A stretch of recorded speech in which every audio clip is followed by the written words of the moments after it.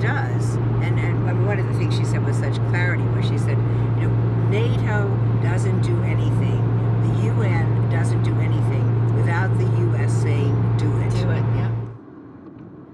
I grew up in New Orleans, and I grew up under apartheid, and I was aware that that there was injustice, and so I had this great opportunity as an acting out teenager to act out against a really bad system.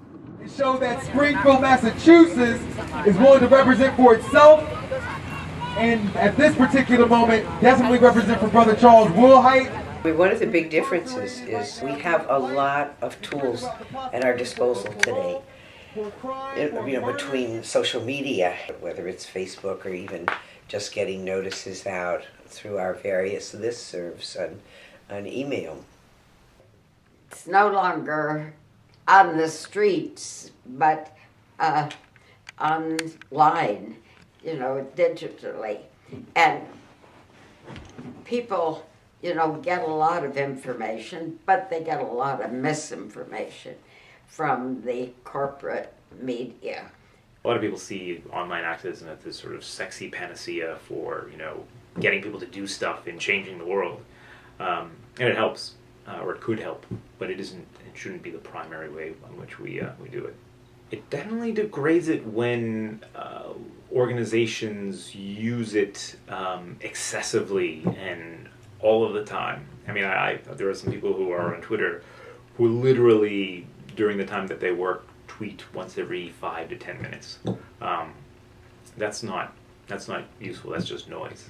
It's very hard to organize on the street. We used to have, during the 50s, 60s, 70s, up to the 80s, had tables on Main Street.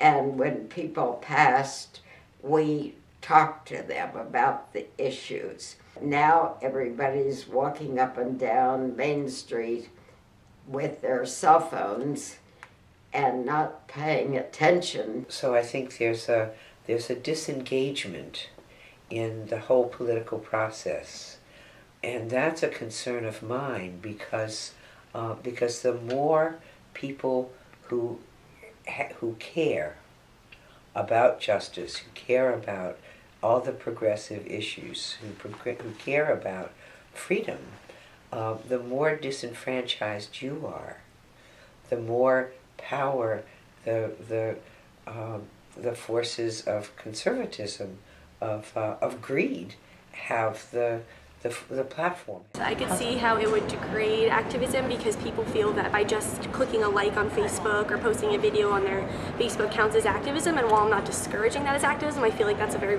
passive form of activism. So I think that it can like lower the standard of activism, like what then qualifies as activism. But I think, like I said, it has so much potential. I think it's a tactic. It's a tool like Facebook. You're talking about, you know, websites and so forth.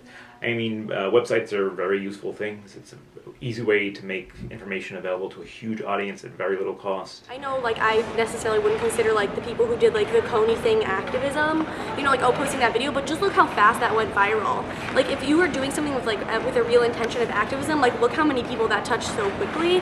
So I think that's an example of, like, how many people it can help bring and enlighten on a subject that you want to, like, then be active on. We're not doing their job neither. There's always the tension between what is expedient and what feels good.